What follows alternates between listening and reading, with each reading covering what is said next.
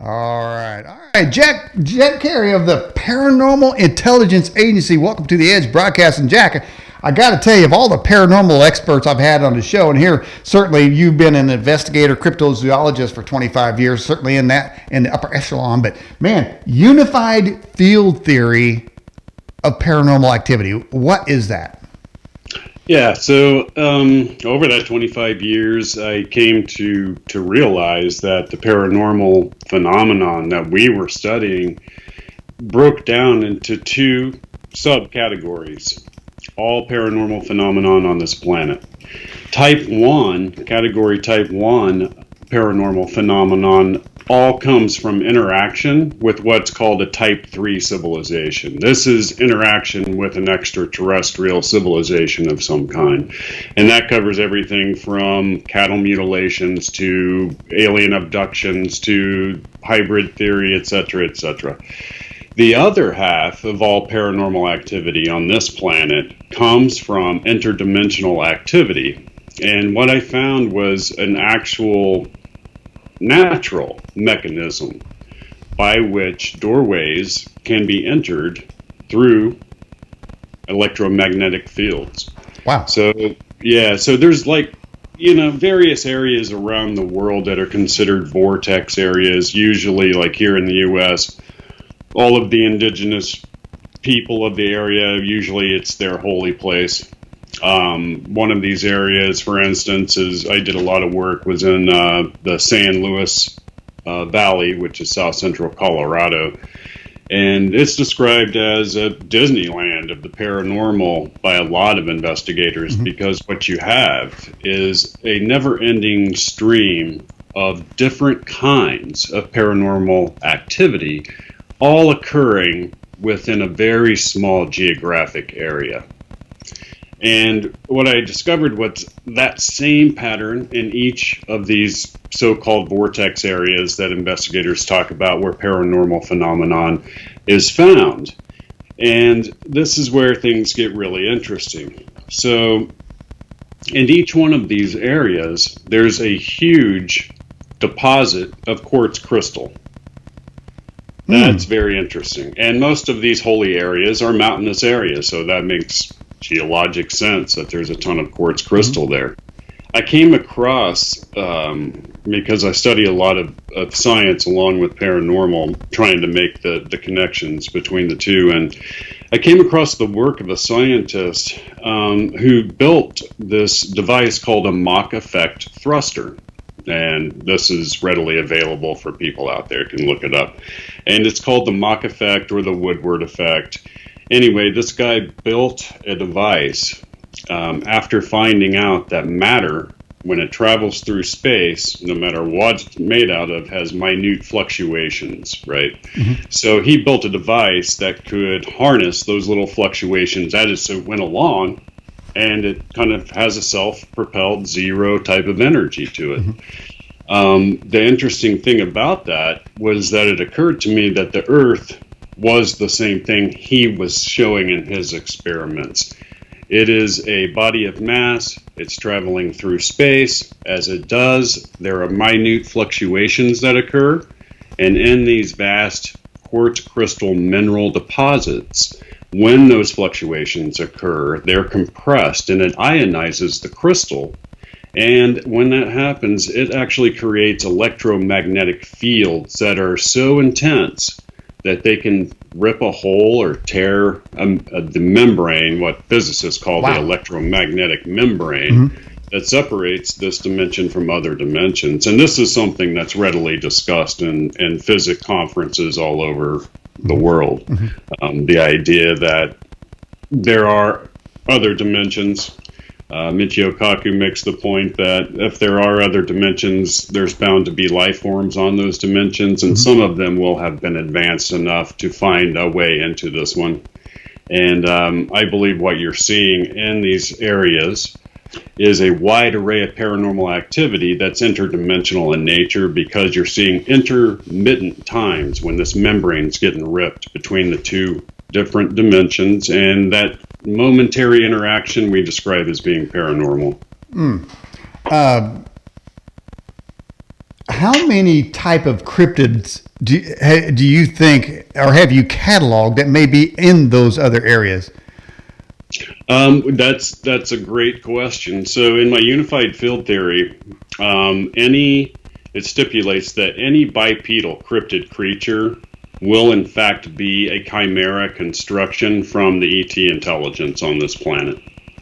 Wow. So other types of cryptozoological creatures will break down into either a Lazarus species that kind of, from prehistoric times that is somehow miraculously reborn, or, the Tasmanian tiger, the dire wolf. Those are all cryptozoological animals, but they don't fall into the paranormal realm like you have with Sasquatch, what you have with Dogman, or reptilian men that people have seen.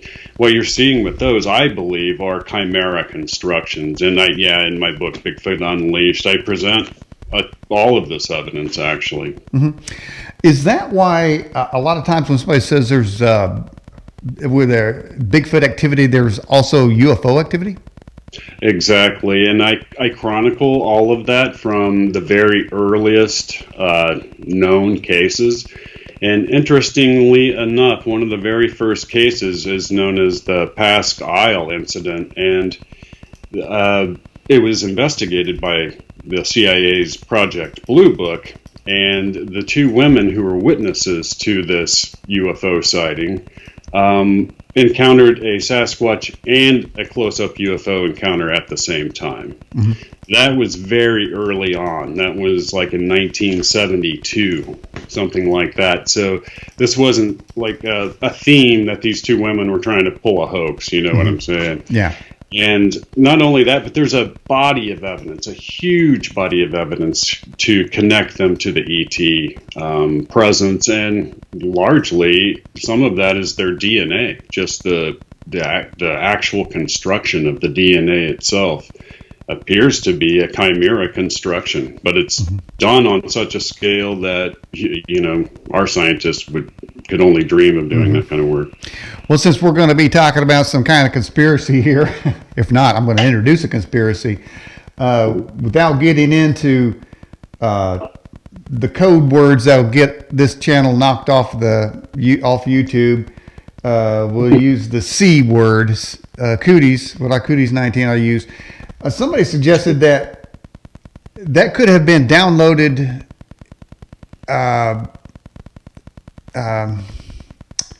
instructions to create this to prepare the population for them, because in our current state, and there's very little physical reaction, communication and walking around, communicating with them and talking with them. But maybe they need to sort of cleanse this, inoculate a planet so they can make their appearance. What do you think about that? Oh yeah, you're saying the ETs themselves? Yeah. Yeah, entirely possible. They definitely have some plan for this planet, and I talk about this on my live show, Paranormal Planet, a lot. And that's on my YouTube channel, just Paranormal Intelligence Agency. But I talk a lot about the motive behind the alien presence on this planet. They've chosen to conceal themselves, and that in and of itself is a huge clue. There are only two reasons you conceal yourself, and one of those is that the subject you're concealing yourself from would not like what you're up to. Right. Right. The other is you're concealing a weakness of some kind. And they've chosen that path, and we need to consider that when we consider that they're only benevolent beings. And along with that, I've studied the alien abduction phenomenon, the actual research from Dr. David M. Jacobs and Bud Hopkins and John E. Mack, who wrote the Pulitzer Prize-winning book on abduction, and he was head of the Harvard School of Psychology. These are heavyweight scientists who all believe that the alien abduction phenomenon is real. That, in and of itself, constitutes a violation to our species, because they're collecting genetic material to apparently create a hybrid species. These are masters of genetic manipulation. And what you have with Sasquatch is not only a long-running history of the Native Americans connecting them to the star people, which I chronicle, but the DNA also showing up 4 different times as, corroboration. But the problem with the DNA is that it shows that the mitochondrial, or the mother's lineage, is Homo sapien. And the father's lineage comes up unknown in the World Genetic Bank because it's an animal that's never been chronicled. So there's nothing to compare it against. Wow. But the closest thing it comes to is a primate. But when they looked at the actual strands, and I'm talking about the Sasquatch Genome Project and then 2 other studies that were done, and those were done privately, these geneticists were pretty scared about what they were seeing. It was crazy because they were seeing what appeared to be strands of other species interwoven into the DNA of these creatures. And all of a sudden, things started to make a lot of sense to me because, here's my channel. But once the DNA proved to me and J.C. Johnson, which is what we were concerned with. We had already had DNA, and we wanted to corroborate that DNA and see if it came up with the same finding. And in fact, it did. And then it also did for 2 other groups, including Jeff Meldrum at Idaho State University. Right. And his crew going up to Snell Grove Lake in Canada, they collected blood and skin tissue and were able to do that. Yeah, and it came up the same. So it comes out mitochondrial human and then an unknown. And so these big geneticists who really hold the keys of the public accepting this species, right? They won't look beyond the fact that the mitochondrial is Homo sapien, because in their minds, a human hybrid somehow surviving in the wilds of North America is just so impossible that once they see mitochondrial, Homo sapien, they immediately say it's contaminated, and that's that. There is no further work done to it, and that's the problem with the DNA, and I explain that in my book, too, in Bigfoot Unleashed. Okay. If you're just joining the program on our Newsmaker line via Skype, we have Jack Cary, the Paranormal Intelligence Agency. If you have a question for Jack, go to our YouTube streaming channel, click on the chat, put your questions in the chat. If you're watching the program on our website, put your question in the chat on the website, or you can click on the guest question at the top of the navigation. And speaking of questions, Jack, here's one from Baby Wolf out of the UK. It says, Jack, are you religious? I need to know, as I won't stay. Not religious, maybe spiritual. I can put it that way. Okay. There's a lot of people who think that the ET presence are biblical demons. I get that a lot. And there's a lot of people, of course, the UFO community calls them aliens. The religious community calls them demons because it doesn't fit with their, belief system. So, but they're both describing the same creatures, just using 2 different vocabulary words. In the end, they constitute the same thing, which is, I believe, a dire threat to humanity. And, there's a reason why they've concealed their genetic experiments and what they've been doing. Now, these abductees will tell you that, in fact, abduction phenomenon itself, cases have dropped drastically over the last few years. Well, that makes sense because the abductees kept telling these investigators that there was a running program, that there would be an end to that program once the goal was achieved. And the goal was to create hybrids that looked identical to us, but they have one nasty little difference, and that is they are neurologically superior to us, which is the same as these ETs are. So they're able to control human thought and emotion and therefore action within a given range or distance.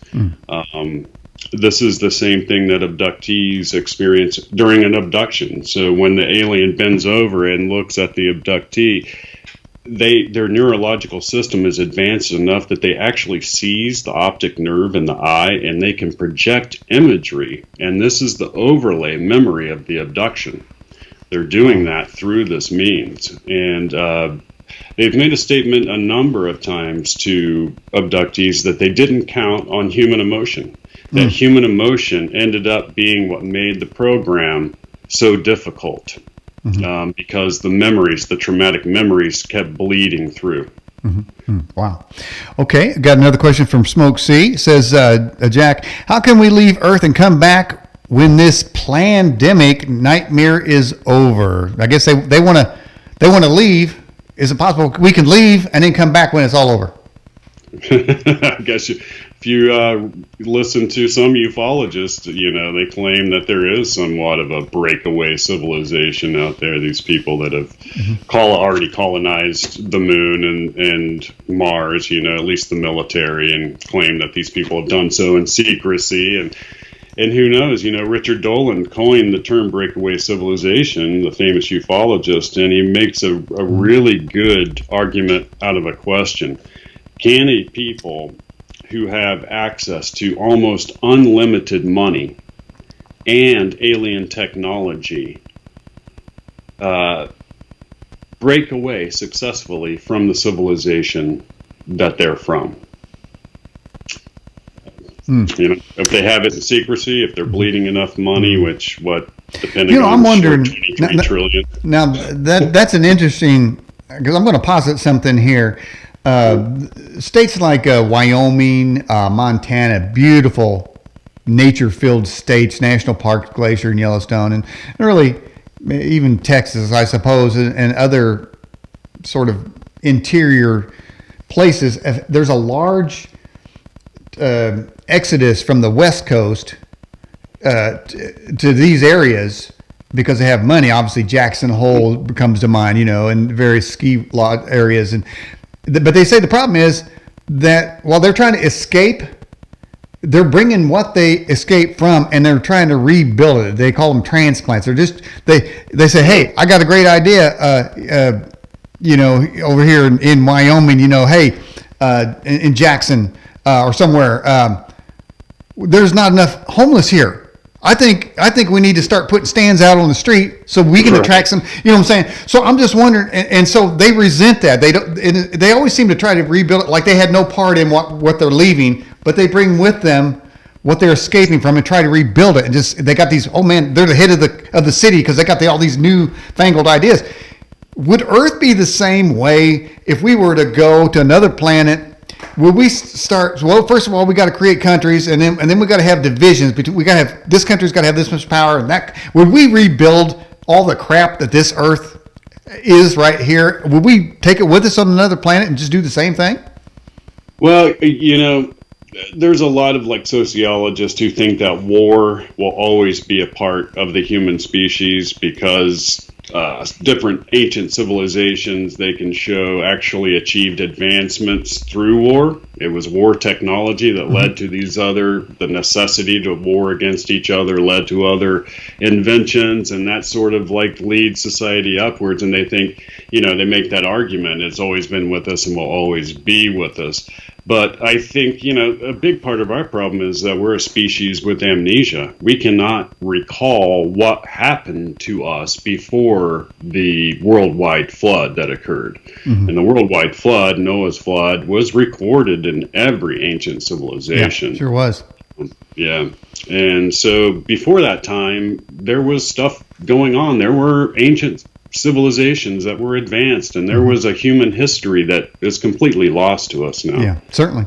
Yeah, those civilizations, they're underwater. I mean, just a cursory look at some of the monoliths, like off Japan's coast, gigantic, massive stone structures are underneath the ocean out there, and pretty much all around the world, there's these evidence that somebody has some kind of technology and nobody knows what happened to it. All right, I get some more questions for you, Jack. From Australian Ben says, are Bigfoot using the Mach effect to transport to our world? Are they from off planet or have they seeded themselves on Earth? I've had this conversation with a lot of other investigators, and the thing is that this is a creature that is so biological when it's, on our planet, that it's leaving a lot of physical trace evidence behind. So if it's an interdimensional creature, you have this question: do their biological laws of physics somehow work at the same time in this other dimension? They just pop in and out. Can they cloak? I believe that they just have such advanced genetic DNA that's what allows them to go undetected. And when people ask me what I mean by that, it's when you're out there in the field and you finally see one, it's not the size that puts you off, it's the speed. And you're talking about blinding speed. An animal that's 8-9 feet tall, 800 to 1,000 pounds, that runs 65, 70 miles per hour over uneven mountainous terrain, can see in infralight. So every one of those, cameras, those tree cameras out there, 200,000 of them a year are sold in North America, largely deployed by Bigfoot hunters. Not a single definitive photograph has ever been found, and that's because these creatures can see the infrared light. And we have a biological precedent for that. So reindeer and a species of antelope can both see in infrared light. So if you're talking about a chimera creature, they could have easily taken that trait and fused it into this animal. Right. And really, I mean, I listen to Sasquatch Chronicles. There's a number of shows that I listen to. And over time, the hundreds and hundreds and hundreds of serious, honest eyewitness accounts, and then you juxtapose that with what you just described as all these cameras that don't find them, shows there's something. I think they're both right. I mean, as far as that goes, one can't capture them, and then the test of the eyewitness of the other. And interesting you mentioned the speed, because one of the consistent things I keep hearing from all these eyewitness accounts is the speed. They say it takes 2 steps and they're 40 feet, and they say they can't. They said they just can't describe how this thing moves, and they all describe pretty much the same way. And then when they go crashing through the woods, somehow they crash through the woods and nothing gets in their way, and any normal person it would. All right, let's get to another question. By the way, let me welcome additional people to our live chat. We always want to recognize as people log on. Jim Tedesco, welcome to the program. Waldo and PGLF 1982 and Teflon Code have joined the others in both the twin live chats. All right, can you tell us, Jack, how splitting timeline works? Is that how the Mandela effect happens? It's possible. I mean, splitting timelines are something that are so theoretical that you have to go down to like quantum mechanics to try to find anything that we could justify a split timeline out of. The idea is that anytime a decision is made or a large event happens, a whole other universe splits off, and all the different possibilities there split off, and that splits off. And so every single possibility that could happen happens at some point throughout the universe is the idea. But split timelines, I'm very reticent about. Okay, by the way, if you haven't looked at our website, right next to your bio or describing tonight's show, we always have a guest topic poll. The poll related to your interview is paranormal activity you have experienced, is for the viewers. And so we have an option to select ghost, Sasquatch, shadow people, alien encounter, demonic, orbs, werewolves, witch curse, and angelic encounter. So let's check the results there, Jack. And here's what we got. 25% say they've had an experience with alien encounter. 19 angelic encounter. 16% say they've seen orbs. 14% seen ghosts. 14% has demonic activity. I feel sorry for those people, man. Hope things get better for you. 6% shadow people. Now, every once in a while I'll see one. And then some people say they've been subjected to a witch curse. We'll see as the program progresses how those numbers change and as people remember or recall their paranormal activity. And when you do a basic description of paranormal, how do you describe it? Well, that's why I wrote the unified field theory. So right away, whatever the case may be, and I've investigated, high-profile dogman cases. We collected a lot of DNA for both the Sasquatch Genome Project and Dr. Dyer, who was the executive director at the University of New Mexico. We got that in the Chusca Mountains, and all that was documented. I've seen and videotaped a UFO me and J.C. Johnson had a run-in with what they call a black-eyed kid, which is, I think, a demonic entity that must take over people. I don't know how else to explain what we witnessed. But, the one thing that occurs to me, and I write about this also in the book, I call it Bigfoot versus Dogman, is that if you take both of those phenomenon and you take the head off of one animal and take both the heads off and you switch them, and then you read what describes that phenomenon, they'll look identical to one another. So, in other words, in Sasquatch and in Dogman cases, you have highly credible, an ever-growing, highly credible body of evidence, eyewitness testimony. Mm-hmm. You have actual physical trace evidence being left at the scene. And the same thing is with Sasquatch. Yet, we can't catch one, can't see one. No, where's he at? Right, where are they at? And I think it's this chimera DNA that allows them to do what they do. The Dogmen are very interesting because Linda Godfrey, who was the seminal investigator for the Beast of Bray Road, was contacted by a CIA-trained government remote viewer. And she was able to actually authenticate this man's credentials. And he told her that they had targeted so-called dogmen. And what he told her was that these creatures were created by an extraterrestrial race and left on this planet. And now they're living down in the crevices and, cave systems of the world. Wow. and hiding from us. And that's actually chronicled in her book. I believe it's called Real Tales of Wolfmen in America. It's very interesting, but and if he's, I know Lynn Godfrey, she's as honest as the day is long. Yeah. She would never make up that kind of a story. Yeah, in fact, we were putting the choices in that poll, and we were debated that because we have werewolves in there, and then I thought we were going to have dogmen in there too. So that's two dogs. I mean, we had to select a werewolf or a dog man, and so I kind of see them like in the same clan. I think they could get along if they could just settle their differences, Right. But so if somebody's seen if you've seen a dog man, select the werewolf, and we'll go with that. But Jack, do werewolves exist? Yeah, what most people refer to a werewolf, we would call a shapeshifter. Okay.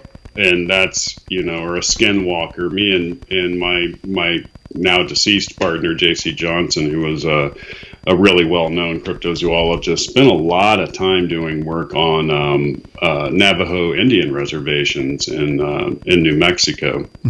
And they have a big belief in the skinwalkers, and they can turn themselves into these giant wolf-like creatures.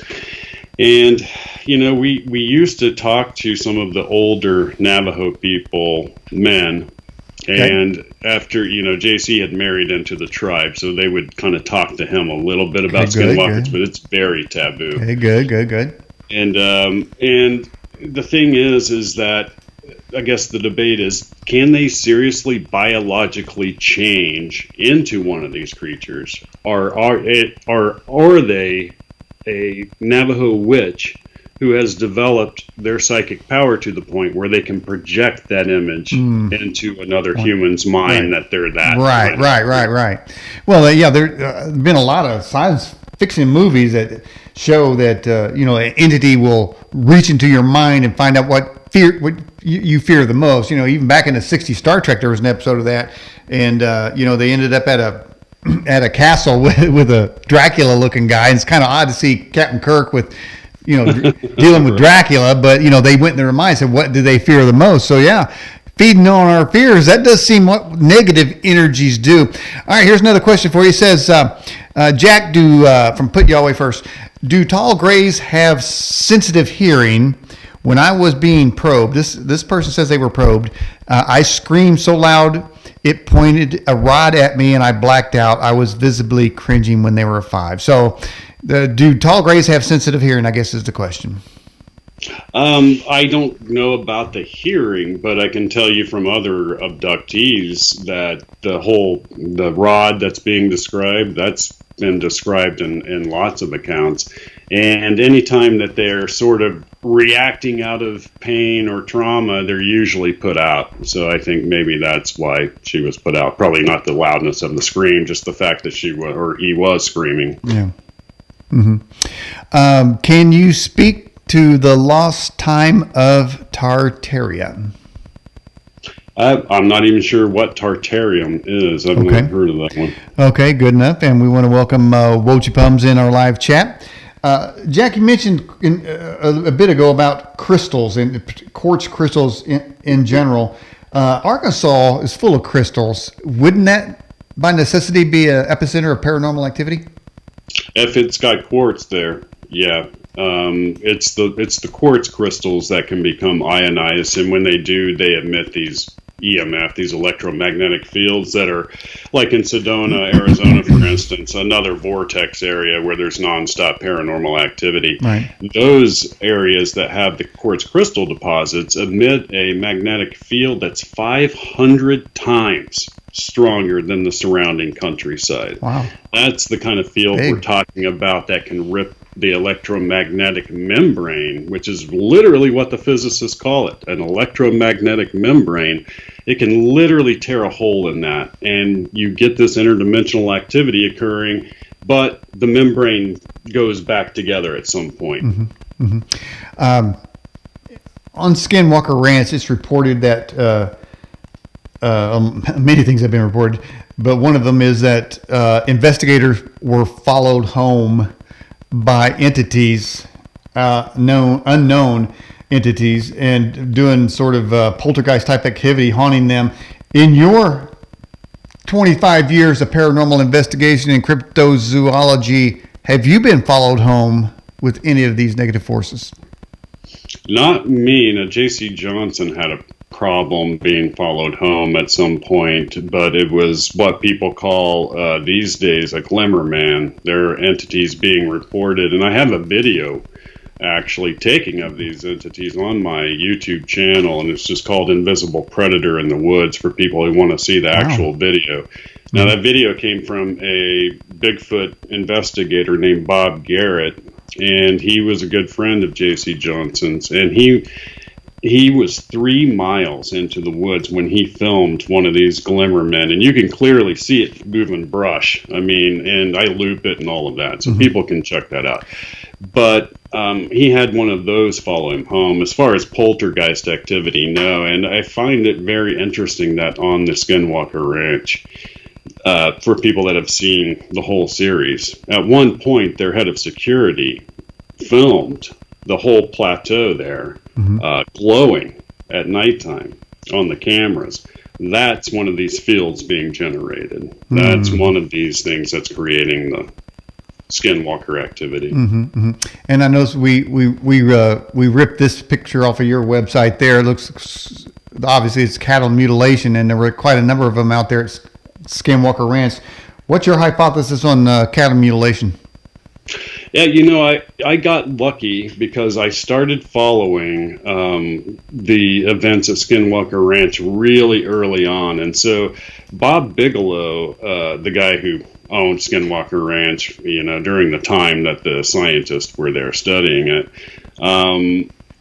he actually had a website up, the National Institute for Discovery Science. And on that website, they had published a report about cattle mutilations that they were asked to investigate by the U.S. government. Wow. Actually on the website. Look at that. I was able to download this report before they ever took it down. The NIDS whole site got taken down. And in it, what they claim is that in the 1970s, a American scientist went to New Guinea. He collected samples of Kuru virus. He came back to a secret facility in Fort Collins, Colorado. They injected it into various wildlife to see what the effect would be, including deer and elk.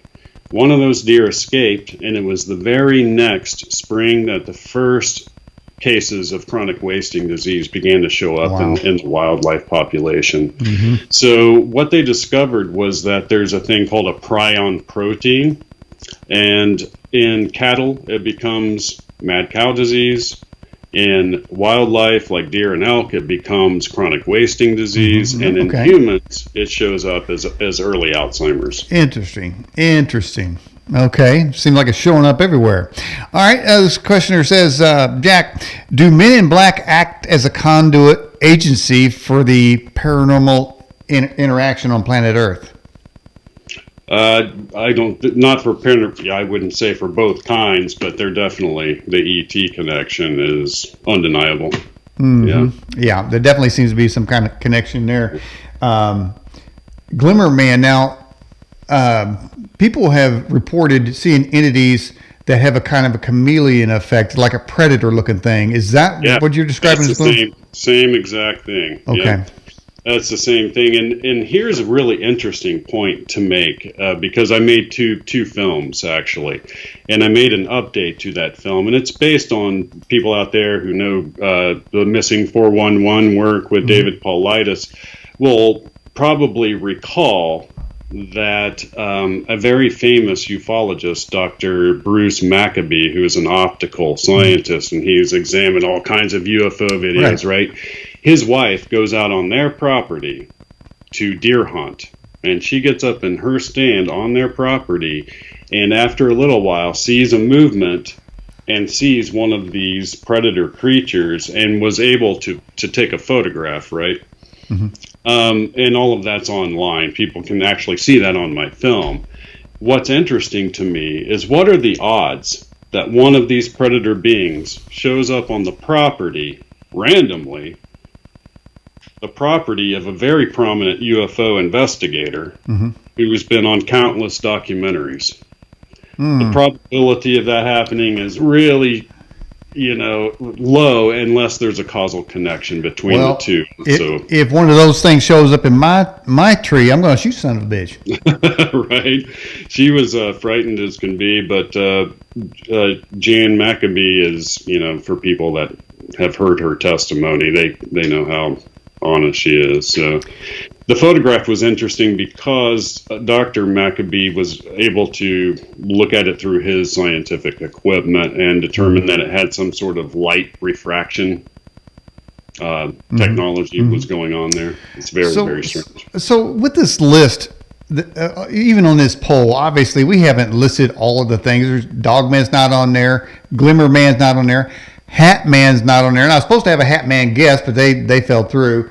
There's an expert in the Hat Man. I mean, you talk about cryptids. The list is so long that it's like this. If it only takes one genuine UFO eyesight or eyewitness account or evidence, seeing it on film or landing or shaking, it only takes one to make all the rest normal. I mean, so if you have 50,000 eyewitness accounts, only one of them has to be true.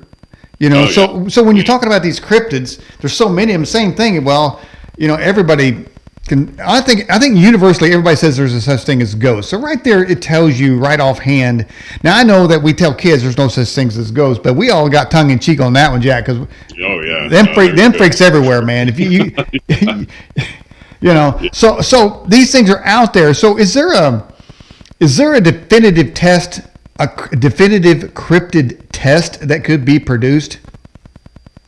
Well, with ghost activity, they have all kinds of tests. With cryptids, really, it comes down to video, photographic, and physical trace evidence. And ideally, you can harvest a specimen of some kind, because with a lot of these crypto animals, they're just simply so hard for the existing scientific community to accept.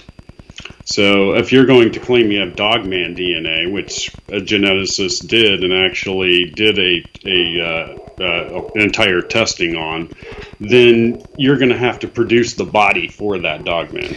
Hey, Jack, I don't want to be the one to tell you, but you may have a dogman outside your door somewhere. Oh, that's probably my dog Violet. She's Oh, okay. somebody there. I was going to say, man, if you need to get like a silver bullet or some holy water or something and take an exit for a second, we'd allow that. Okay. So she's as big as a dog, man. Okay. So you're safe. We just want to make sure you're safe over there. All right. Bear from our Bear Report, who does it every week for us, says, Jack, what worries or excites you the most about paranormal UFO activity? Well, that's a great question. Right now, we're going through the most exciting time, I think, in human history. We just got the Pentagon to admit that there are unexplained aerial phenomenon, UFOs, occurring, and they're not the ones producing them. And now they set up a congressional office to study them. They've leaked, UFO video from the F-18 fighter jets. They've interviewed the pilots. They've set up a Senate Intelligence House committee that went through all of a debriefing on UFOs. I mean, this is huge for our government, even to say that technology wasn't theirs is absolutely huge. Yeah. It'd be one thing if they were testing some kind of top secret technology and they wanted to see what the reaction of sailors were on a battleship. That's a whole different story than releasing all kinds of videos of your technology and then telling the whole world, oh my God, we have no idea what this is, Autumn from Albuquerque says, Jack, have you ever heard of Lieutenant Colonel SC? SC? No. So I mentioned a test, a cryptid test. Similar to that is the American Indian dream catcher, and what they claim that if something's coming towards them in their house or whatever, this thing will catch something. So that's not necessarily a test, but it's kind of a protection of some sort. Then we have the lore of course, I mentioned the silver bullet, salt, a cross, holy water. And then there's another thing out there called, what the hell it is. Somebody in the live chat, tell me what is it for aliens, extraterrestrial? Or? Yeah, there's I said it 50 times on this show. I can't remember what it is. Somebody in live chat, tell me what it is we use for the aliens. It just escapes me. So they'll tell me here in a second. So there is some degree of protection we can have. You got exorcists, they're stopping demons and stuff, getting demons out of here, hopefully. So is there any other protection that you know of, as I mentioned, those various ones, to stop cryptid incursion? No, I don't. And the interesting thing about that question is that we have had eyewitness encounters of military personnel who have seen these creatures, like a Sasquatch, Bigfoot creatures, on military bases that have gotten through 3 or 4 levels of high-level security. Now, that's very interesting because the main reason they're stating that they're doing UFO disclosure right now is because they had UFOs show up over our nuclear bases and turn all the missiles off. Oh, they're getting a little scared, are they? Yeah. Oh, by the way, I see somebody pointed it out. The substance is called orgone. Have you ever heard of that? Yeah, orgone energy, and yeah. We had a guest on the show who's no longer with us. And she built orgone blasters. Now, admittedly, the orgone blaster was a big water gun that filled with water and put a little orgone in there, and so you could shoot an alien. If you pumped it up, you can hit him 15 feet. So was selling orgone blasters. Admittedly, it seems a little weird, but have you ever heard of? Is that an anti-reptilian material? That I don't know. I can tell you with the whole silver bullet idea with werewolves and dogmen is the silver nitrate actually in the bullet, and then the silver actually can interact with the bloodstream, and that's used for medical devices and all kinds of stuff. So there's an interesting link right there. But with the ETs, what's interesting about them, and I've read hundreds of abduction accounts, there's never an account of the Greys doing something violently physical to somebody. They don't need to. Their neurologic superiority allows them to control human behavior just with their mental ability, their telepathic abilities. Well, what about your insectoids? Them nasty sons of bitches. Yeah, the insectoids are actually over the grays. They appear, and that's about as far up the food chain as any abduction researcher or ufologist has been able to see. So above the grays are these mantis-like beings, and they appear to be the genetic masters. According to a lot of these abductees, they created all the other life forms that they saw on these spaceships. Well, see, even on this planet, okay, so I'm a beekeeper. I seen a praying mantis eat the head of one of my bees. Now, I wasn't real happy about that, Jack. Yeah, I know. I mean, these creatures they always eating the heads off of things. All right, Jade, our moderator, says, hello, Jack. Thanks for being on the program. Says, what do you think about close encounters of the fifth kind? Stephen Greer's belief in a UFO event that involves direct communication between aliens and humans. That's a great question. You have a really good audience. So, first of all, presage this by saying I think Dr. Stephen Greer is a great human being. That being said, I disagree with his assessment that there is no danger from this alien intelligence and that we're just going to all hold hands and sing Cosmic Kumbaya together. I don't think that's going to happen. And I think that kind of mental attitude comes out of a type of fear that better be the way it is, or they're just doomed. And I go where the evidence leads me. As a professional investigator, I have to be really careful about going where the evidence leads me and not where I would like it to lead me. And unfortunately, it's led me down a very dark rabbit hole. Have you ever had your camera batteries being drained? I have, actually. I didn't notice any spirit activity around, but I was actually in the San Luis Valley trying to film some red orbs that were being seen. If people realize this, but there's 700-foot sand dunes in south central Colorado, butted right up to these 14,000-foot, snow-peaked mountains, and these red orbs were floating and being seen every night. And I went out there with 2 cameras and extra batteries, and everything just got drained that night. Now, what is it that they need that to power themselves, to make manifestations, or what do they need the power for? That's the predominant ghost hunting theory. No, I grew up in a haunted mansion, an antebellum mansion in southeastern Oklahoma, and it was haunted as can be. And these days, and for the last 25 years, I've not done a single ghost investigation or anything like that. Ghosts for me aren't a mystery. I know they exist. I think the question now is, why do they exist? And we can't get that answer from them, apparently. Right. What's holding them back is what I want to know. Okay. What's the mechanism? Yeah, man. Good. We need to have a beer summit with them, I think. Are praying mantis aliens an evolved plant life form? They don't appear to be. They appear to be insectoid. They look very insect-like. And that's how everyone that's seen one has come back. Okay, so insect-like, and people were describing as mantis looking, and which is a Earth species insect. Are we projecting that, or could there also be woolly mammoth aliens, dog aliens? Anything that we see on Earth, butterfly alien? Why is it just relegated to the praying mantis? Yeah, there could be a life form out there that can just project whatever it wants, but then you would have to ask, why does it want to project that one image to every one of these abductees? Doesn't make much sense.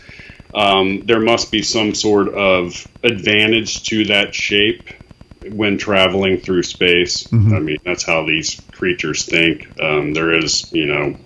There's no form before function. It's all function. It's all business with these creatures. So it doesn't bode well.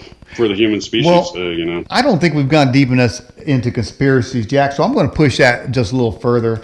Do we have elected politicians that have? I mean, there are a lot of pictures out there showing them still image of them shape shifting indoor with black eyes. Is there something to that, or are we projecting in that too? Because we hate them so much.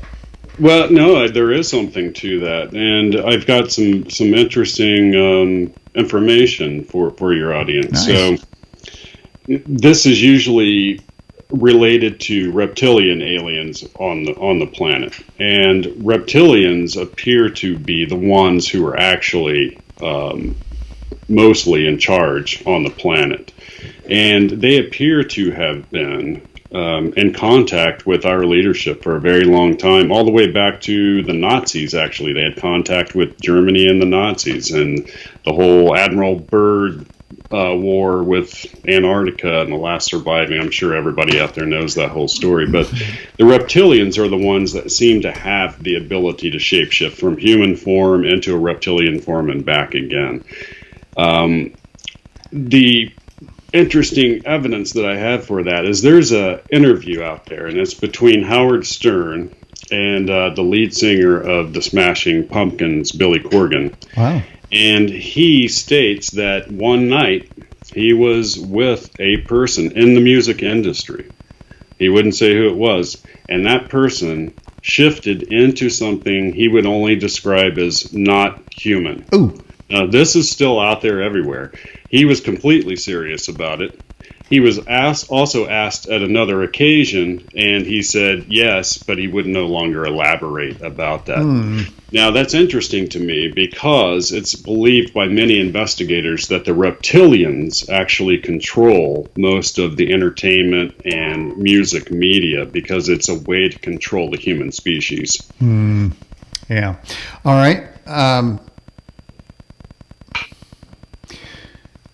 Let's check our polls here, and here we go. Here's our results for you, Jack. Looks like alien encounters at 25%, angelic next, orbs, ghosts, demons, shadow people. Evidently, not a single person there said they'd seen a Sasquatch. Now, if you'd watched this show, you would know that me and my wife recently got back from Glacier National Park, and we went to this ranger station up there by Canada, just shy of 7 miles south of that. And in that ranger station was a cast of a cat, a cougar probably, and of an elk, and they had a Bigfoot one right there. And then I thought, what is this doing in a ranger station? And then when we was going through some of the mud pits there, we saw bear prints, we saw elk prints, and then we saw a human, what looked like human, which obviously were Bigfoot feet. So I mean, right. I would click that one myself. Right, I know. It's amazing. The scientific community's in a state of denial, and you have to realize that some of these scientists are sitting in pretty precarious positions. I mean, like Todd Desautels at New York University, who's one of the top guys that we need to say, yeah, this is Sasquatch DNA, and he's tested like 3 or 4 samples, and he says it's contaminated every time.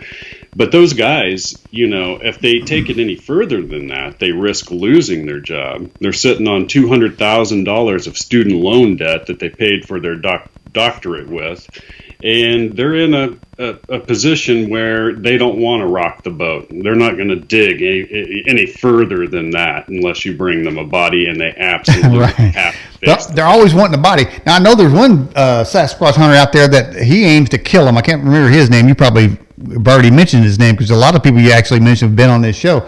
I know there's one guy says, I know they want a body, and I'm going to shoot it, and because the only way to save them is to shoot one, prove that they exist. Well, I don't have a problem with somebody harvesting one animal. Here's the problem with them thinking they're going to get away with it is that these creatures travel in groups, and where you see one, there are always others, and you may not see the others. But here's the thing. While you're following and seeing the one in front of you, the other two are coming up on either side of you. Yikes. And if you think you're going to shoot one of them and get out of those woods without being ripped to pieces by the other two with an animal that can run 70 miles an hour, right, you might get one shot. You're going to end up in Dave Pilati's next book, 411. Yeah. You're going to end up in that book. Hunter goes out. I had a professional elk hunting guide tell me in Colorado, man, he's out there glassing. He's down between the crags, if people in Colorado know where that's at, and he's glassing for elk. And there's a bunch of like beaver ponds and stuff, and he sees a Bigfoot stand right up and turn its head and look right at him. He's totally quiet up on a ridge, looking at this thing. Now, this is a professional hunter. And this is a pretty good distance. And he said, man, if I had pulled my rifle out with a creature like that, I might have gotten one shot. Now, this is a professional hunter that from a good distance away. And even this guy, who wasn't aware of the species, knew that if he missed, that was it. He was a dead man. You think the Squatch's buddies knew he was there? Oh, yeah, absolutely. You're never going to sneak up on them. The only way to have interaction with them is to attract them in. You want to be their entertainment. Just be their friend and offer them an apple or something. I don't know. Mirrors. Have you seen the hypnosis interview with a man who said aliens look like big bugs? Well, yeah, there's a lot of abduction testimony where they describe them as big bugs. Yeah. Mm-hmm. Which is the same thing as the mantis-like beings, or mantoids as they're described. Yeah. I mean, somebody gets abducted, and nobody wants to be probed. Maybe Pete Buttigieg, maybe he wants to, but nobody wants to be probed. What are they doing with all that? Why do they got to keep doing that? That was part of the whole program of the abduction program that they were doing. So they actually got permission to do this by the United States government, to abduct people for some medical testing as long as they didn't harm the people. And every abductee is brought back. You know what I mean? That's an interesting part of the abduction as far as we know. All right. They bring back the person and they're able to recount it. And this goes on for sometimes an entire lifetime and generations within the same family. Mm-hmm. And they were conducting a genetic experiment attempting to make hybrid creatures that look like us, a hybrid of their species and ours, but that were neurologically superior to us. Mm-hmm. They've now implanted those hybrids into our society, and I've got a ton of evidence for that too on the website. It's called They Walk Among Us. It's on my YouTube channel, so you'll definitely want to check that out. I'll show you all the creepy information, including a hybrid that it is believed actually was chronicled in the LA Times, and I present that entire article. Jeffrey Allen Lash, who actually lived with two women who, once you read the story, this guy had no history, no past, claimed to have been an intelligence agent and an alien hybrid. He had hundreds of thousands of dollars in cash, thousands of dollars in weapons, and the two women had this huge amount of testimony about this guy. But when you read the article, it's very, very interesting. So we have a link to your website in your bio section. Can they reach your YouTube channel from there, or is there a different link for that? I mean, is it not on your website? No, the website, though, is on the YouTube channel. So if you go to YouTube, it's just Paranormal Intelligence Agency. Just type that in, PIA, or paranormal, type the whole thing in? Yeah. Okay. Yeah, the whole thing. Yeah, man, people need to go, they need to go look at that. That's good. And as you can see, I got a guitar in my background there. We go camping quite a bit, and we'll be doing that next week, as a matter of fact. So I'm going to sit around a campfire. But I've been thinking, in the darkness, Jack, there's a Bigfoot, okay? Nobody know where he is. Southern hills of Indiana, got to be some down there. There's a story, one of them running up I-41. What song do I want to play to attract me a Bigfoot? Bring him on into the campfire, have a sit down, maybe share a beer with him, a couple laughs, a couple stories. What song do you think would be best to attract him? Oh, God. To convince him to come into my sphere? That's a good question. Well, you want something that's not too slow or too fast, I think. You'll have to pick something on the in-between. I mean, something he could dance to, or?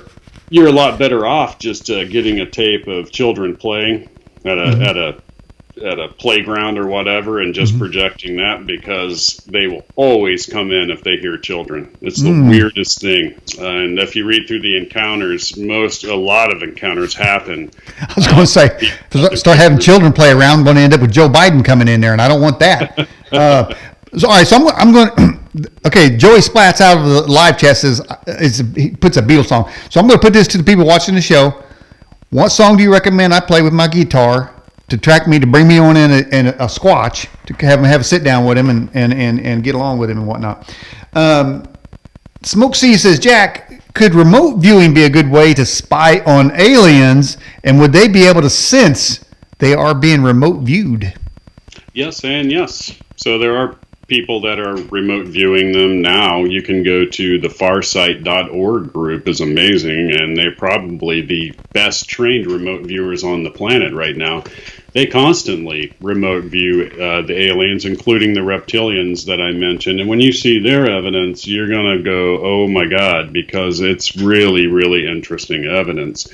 And I suspect that the CIA's program, which they obviously took underground, heavily remote views the ETs. Now, the remote viewers, every time when they come back, say the alien was aware of my presence. They were annoyed by my presence. They could see me, but they couldn't get rid of me. You know, it was that kind of a thing. Well, all right, we have a couple takers here. We're talking about what song I should play around the old campfire. Now, somebody said, like I said, the Beatles song I saw standing. Another one is Bebop-A-Lula. Now, I guess that's if Squatch is a 50s fan. You know, Bebop-A-Lula. I don't mean to... Sing with me. I don't mean to maybe... Hey, this is why I'm singing, cowboy. That's why I got this car here. All right, here's one. I'll be over you until the grass grows over me.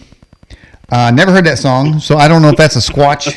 We got a really interactive audience here, man. So Anybody else have any suggestions? What song I need to play to bring him on into the campfire? We don't want to set him on fire.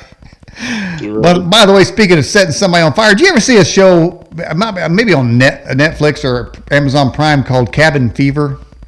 I have, yeah. And in that, somebody is out in the wood. He comes to their house, the cabin, and then they shoot him with lighter fluid, and then they set him on fire.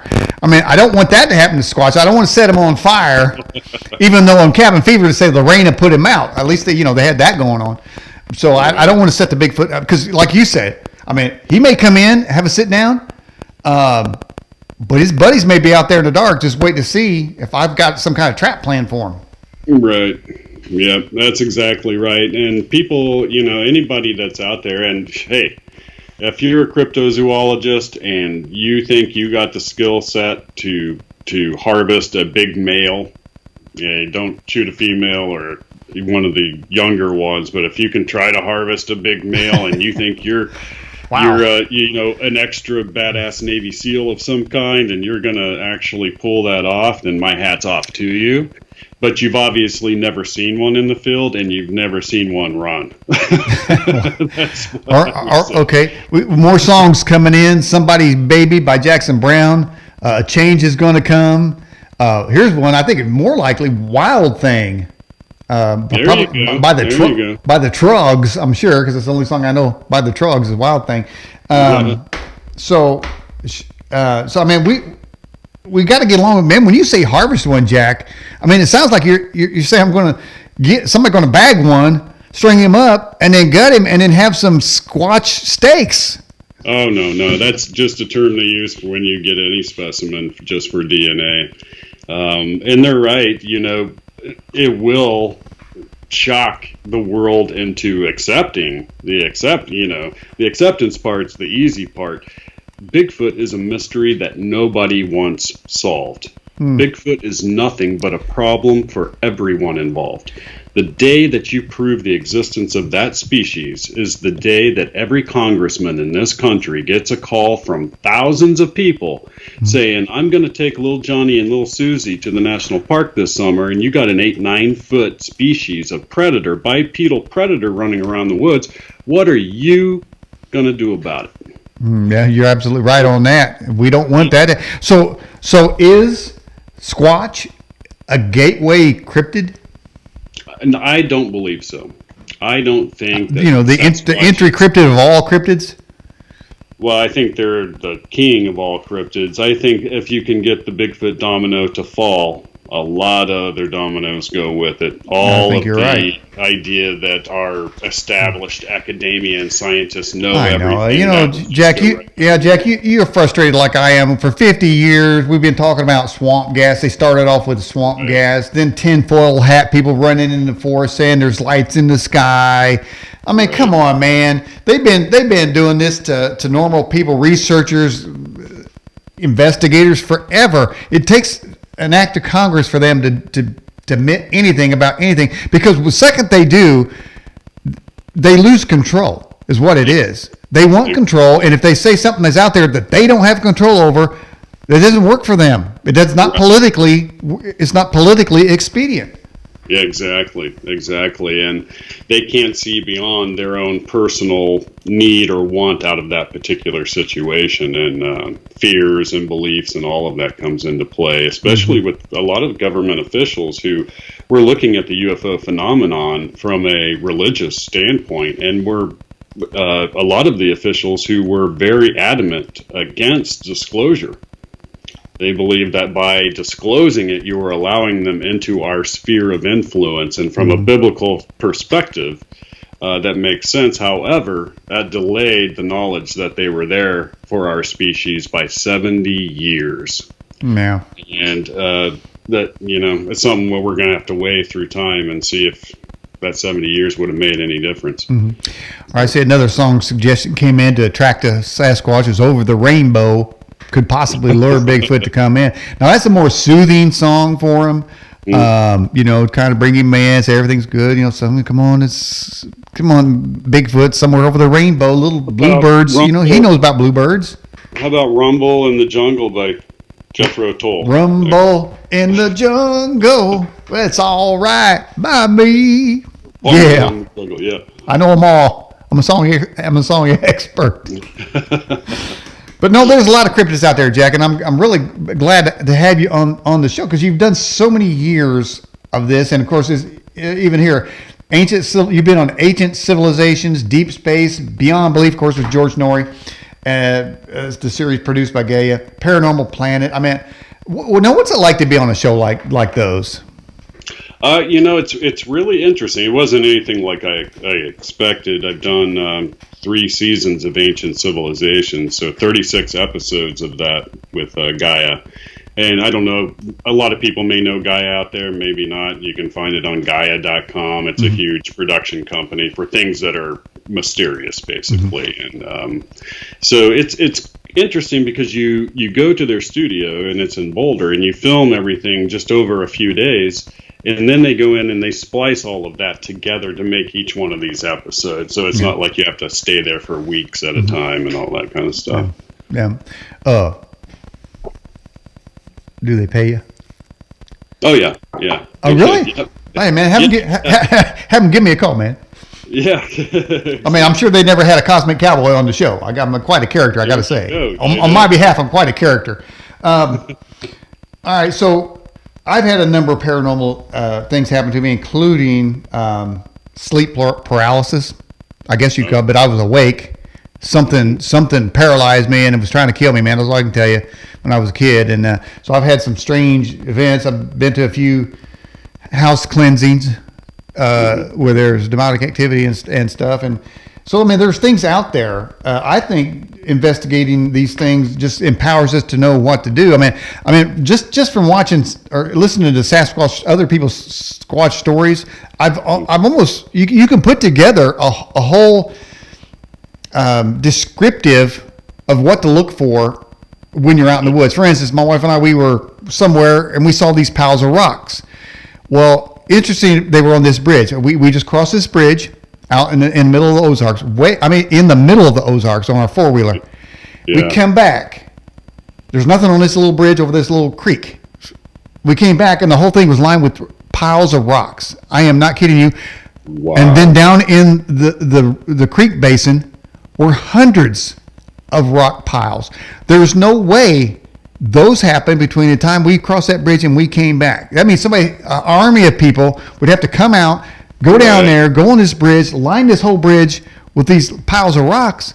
Because my wife, we were in Glacier, and we were at a lake, I think Lake McDonald, and she made a pile of rocks, and we saw how long it took to get a pile of rocks. It takes some time and some skill now. You just can't just throw rocks on there. You got to, and so I've seen some paranormal activity, so I know that something's out there. The truth is out there.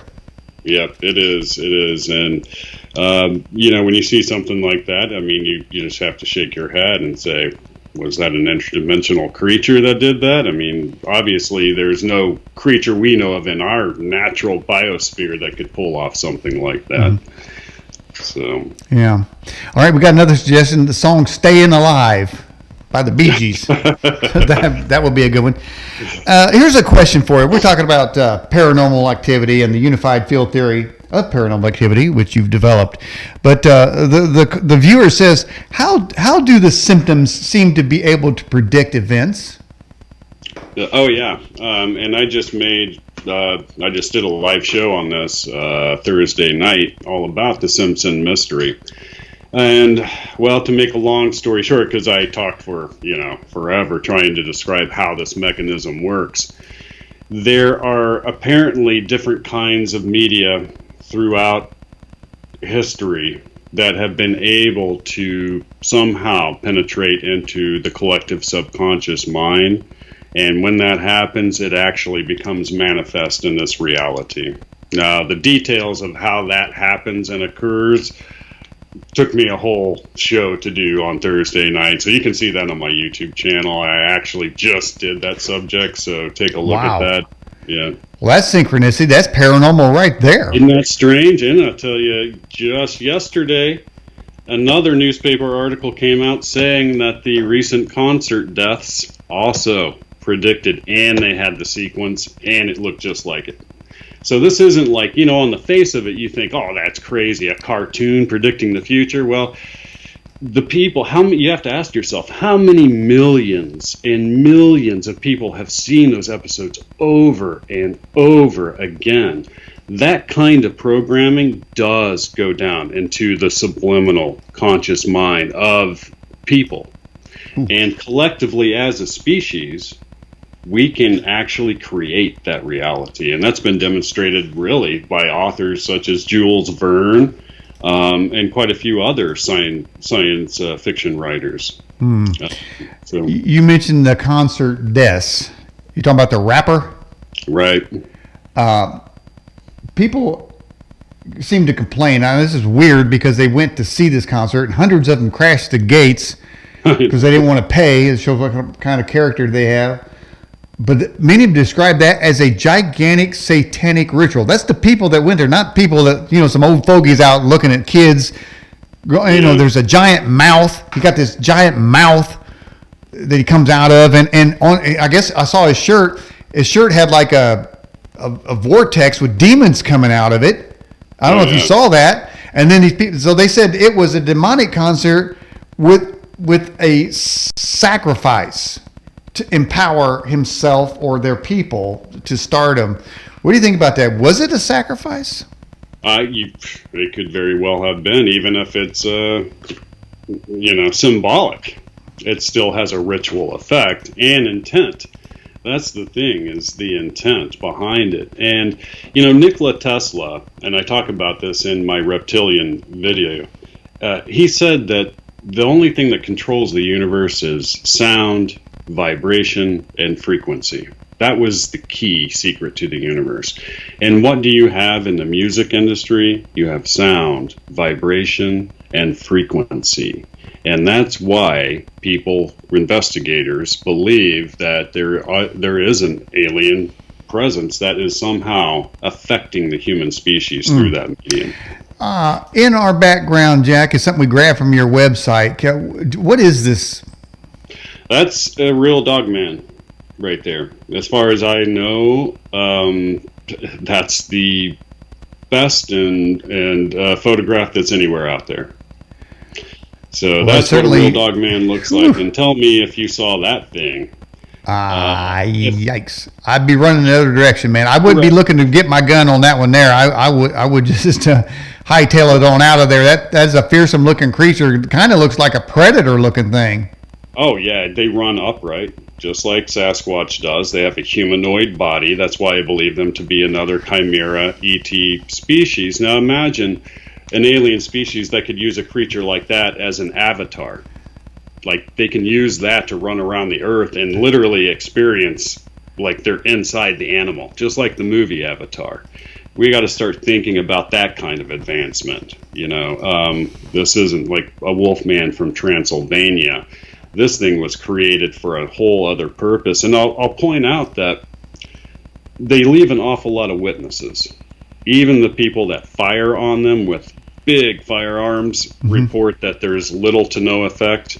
The remote viewer I mentioned earlier told Linda Godfrey that they had some kind of bio armor that was part of their body, which is very interesting because we have a whole lot of Dogman encounters where they've shot these things and they haven't responded at all. But I'll point out that they leave these witnesses, but you can't take your eyes. That's the only thing you're going to pay attention to. What else is going on around there that was sent to divert your attention from? That's what I've been wondering lately. And maybe that's the only purpose. So are you suggesting that this freaky looking dog man, if he's there may be something else going on around there? Exactly, because in 20% of all Bigfoot sightings, and that's a lot of sightings, 20%, there is also a UFO witnessed at the scene. That can't be by coincidence. And I believe that there's a direct correlation with these animals too. Are they using modern crystal ball technology in the form of project read it again. Are they using modern crystal ball technology in the form of project looking glass to predict the sequences of the future? Hopefully that needs to be reworded a little bit there. But does the Vatican have special powers, incantations, spells that they put on the planet? It's interesting. They think they do, but when you go back all the way to the French occult revival, you'll discover a Catholic priest named Eliphas Levi who made a really interesting argument that the Catholic Church had lost what he called the keys of Solomon. And it was the keys of Solomon, biblical scholars will remember, that allowed him to command the demons to build the Solomon's temple. Mm-hmm. And it says demon right there in the Bible, right? He had a magic ring, and he had these seals, and those were the keys of Solomon. Right. And those keys were lost by the Catholic Church. And so without those, their rituals have no power or effect, is what his argument was. So I found that interesting. Well, there's no doubt that, I pick on the Vatican and the Pope quite a bit. Yeah. I'm with you on spiritual. I'm very spiritual. I believe I've read the Bible several times. I agree with everything in there. But I'm not religious. That's what I would say. But when I look at the Vatican, I see a bunch of guys running around in robes with gargoyles around and sexual acts of statues doing sex acts and pentagrams everywhere and phallic symbols. And I'm thinking, what's going on over there? And they got their own army, and they've been ripping off people since the dawn of time, stealing artwork and money and transferring it. They got their own banking system. I'm thinking, what are they even doing? And why does anybody even listen to them? But something dastardly is going on. I just can't figure it out. It is, and they've been able to sustain this wave of control over the people by hovering fear over them. And they're kind of losing grip on that as the future is taking hold here. Mm-hmm. But no, they're clearly a nefarious group out there. But we have to also remember that the Catholic Church was founded on Pauline Christianity, and Paul never even met Jesus. You know what I mean? Yeah. So right away there, you have a major gap between what was going on in the Jesus and his group and the Catholic Church. This is a guy who just assumed power and founded this church. Mm-hmm. Yeah, well, no, there's something nefarious going on there, and walking around in robes and stuff, and like they're better than everybody else. And then, like I say, I don't know if it's a hex because they're always going, boom, like they're going to throw something at you, boom, boom. Right. What's that? Yeah. What is that? What is that? Am I going to catch something from that? I don't know. Yeah, I don't know. And then you have people that seem to be pure of heart, and you have some Catholic priests out there that have cast some demons out of people and that kind of thing. There are, and to their credit, they've through time have gone through poor villages and helped them out. Sure. I'm talking about the leadership at the Vatican, man. There's something wrong there. You're right, and there's a lot of dirty stuff going on behind the scenes beyond just the money. You say that they're losing control, but it seems like they're trying to come back because they got that Lucifer telescope, and they built it. Talk about paranormal. They built it on a thin place out west on this mountain, which is known for paranormal activity. They know about it, so they're trying to. It seems to me they're trying to be more relative. They want to be up there talking to the aliens first, so they can put them under their control, basically.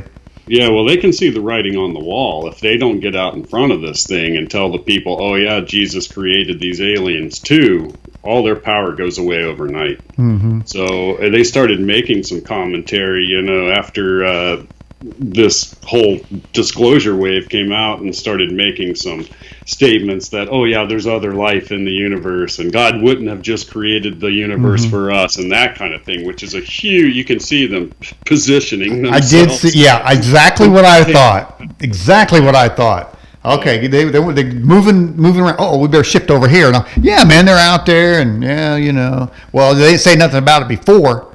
Right. Because they were scared. Because it wasn't in their interest to do so. It makes them lose their power. Mm-hmm. The only thing you probably missed. Did you see my rain? Have you ever seen me do raining points? Did you see it? No. You didn't. I haven't seen the raining points. Okay. Well, this show starts at 8, and so there's an intro and this and that, and then there's our bear report. I call a bear. He's in a lair, and he gives us good news for the week. And then I do something. Then I do something called raining points, where I just go off. Okay, I go off on the day's news. and I was talking about the Pope, and I was thinking, I've said before, poop on the Pope, and then this came out that Joe Biden was visiting the Pope and he pooped. So I'm thinking, maybe I projected that. Maybe I did a Simpsons in the past, because that's in my other shows. I said poop on the Pope, and then Joe Biden actually did. So am I the Simpsons? Am I able, Jack, to predict the future? Maybe you're a naturally skilled remote viewer. Could be. Yeah. Definitely. I mean, he gassed somebody over there at the climate thing. I thought that was kind of weird. There's a lot of weird stuff going on here. Now, I feel safer. I feel safer talking about Sasquatch than talking about them goons, man. But what is? I saw this in your bio too. I read that Crypto Four Corners. What is that? Okay, so Crypto Four Corners was founded by my old partner, J.C. Johnson, who I've mentioned. J.C. Johnson, during his time, was widely considered to be the world's best cryptozoologist. He had investigated so many cases for so many years, and he was able to spend around 300 days a year actually in the field, boots on the ground.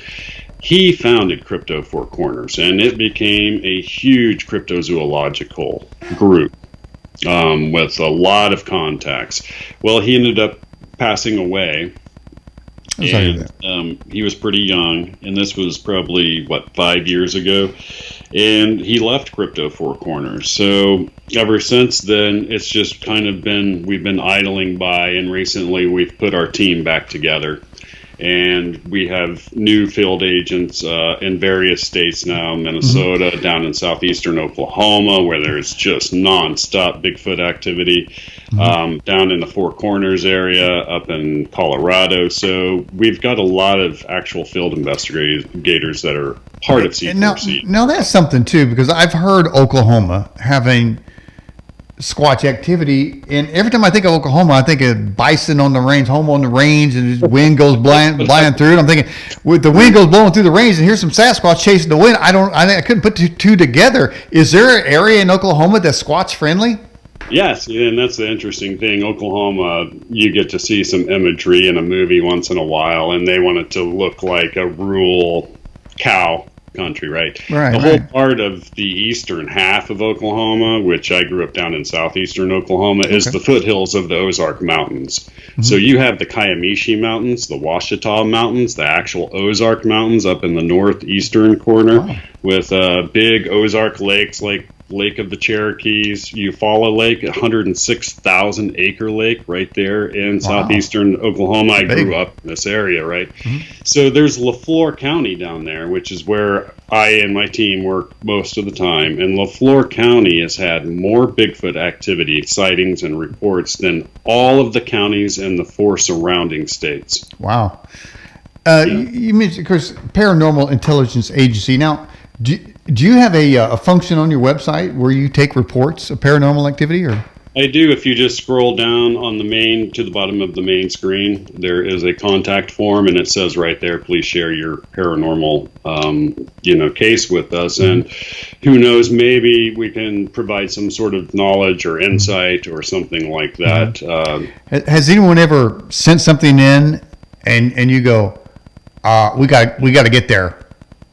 Oh, yeah. Right now, I'm sitting on some eyewitness photographs that a gentleman has sent to me, and now I've been even on phone contact with him. Some other researchers I know who have a podcast called Behind Tall Trees, some friends of mine actually went to this area.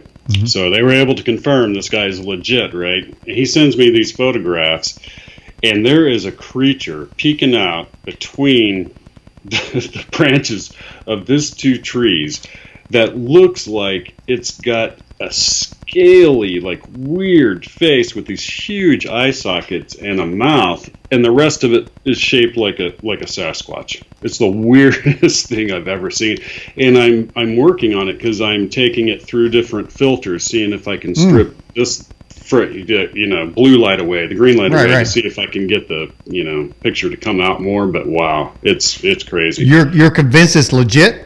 I am convinced it's legit. After having talked to him and having those investigators actually gone to the location, I do think it's legit. Now, he also provided 2 other photographs. One, which apparently looks like a small Sasquatch up in a tree, and another one from a distance. And both those photographs look very good as well. Yeah. Wow, unbelievable. Well, Jack Cary of the Paranormal Intelligence Agency, we're getting at the near end of the broadcast. Anything you'd like to say to wrap this thing up? If you need to contact me, you can go to the website there.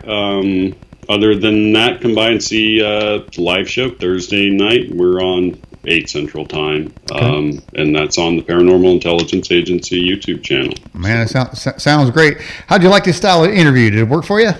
Oh, yeah. It was great.